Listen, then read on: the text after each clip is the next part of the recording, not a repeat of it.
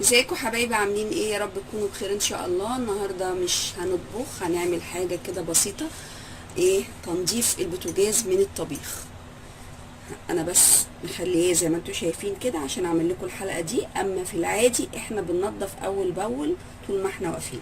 5 مكونات لتنظيف البوتاجاز بتاعنا.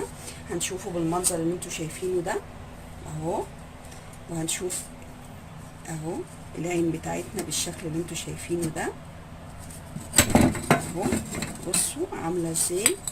هنجيب طبق ونحط كل العيون اللي انتوا شايفينها دي في طبق عندي اهو. هنشيل خالص الشبكه، وبرده هتتغسل معانا وتتنضف بالشكل ده، وهنحطهم في طبق. هنحط معاهم ايه وهنحط على البوتاجاز ايه عشان ينضف.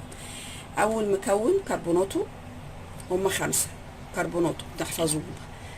بيكنج باودر، خل، ليمونه، والسائل التنظيف اللي عندنا الاساسي. كل ده هنحطهم في بخاخ، وبعدين نحط رتل ميه نقلبه، ويبقى عندنا باستمرار طول ما احنا واقفين بنطبخ نرش، وبعدين نمسح على طول هيلمع، ومش هيبقى عندنا كل البواقي اللي انتوا شايفينها دي.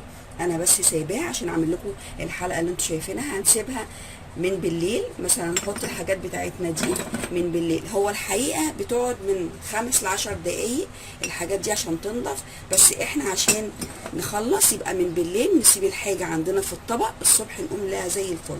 هنا مش هتقعد اكتر من 3 ل5 دقايق او 10 دقايق بالكتير قوي. هتبقى كل الحاجات دي فله ونضيفه، وهوريها لكم بعد التنظيف. هنضيف بس الحاجات دي في طبق عندي اهو. هنا بيكنج باودر، وبعدين عندي كربوناتو معاها الخل. شايفين الفوران اللي انتوا شايفينه ده؟ هو ده اللي هيعمل لي كل اللي انتوا شايفينه. هنحط السائل اللي هو المنظف المواعين بتاعنا، وبعدين هنجيب الليمونه وهنحصرها ونحط رتل الميه.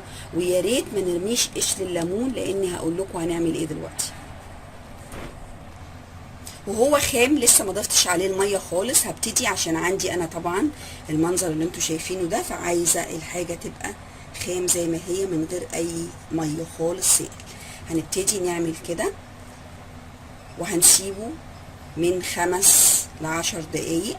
وبعدين في نفس الحاجه دي هنقوم حاطين عندنا ده، ونقوم حاطين ميه بالمنظر ده، وهنحط عليه الميه بقى ونلم كله ونحطه بالشكل ده ونغرقه ونحط عليه الميه موجوده عندنا. بعد كده هنعمل ايه؟ بعد ال10 دقايق هنجيب السلكه بالليمون عندي مقلوب اهو، القلب وبعدين يبقى مقلوب، وابتدي المع اللي هو القشره بتاعه الليمون. ليه؟ لانها فيها اللي هي العطور اللي هي بتاعه الليمون، اللي هي الزيوت بتاعه الليمون. فالزيوت دي بتنضف لي كل الحاجات دي، ما بتاخدش اي وقت معايا، وبتتلمع وبتبقى زي الفل.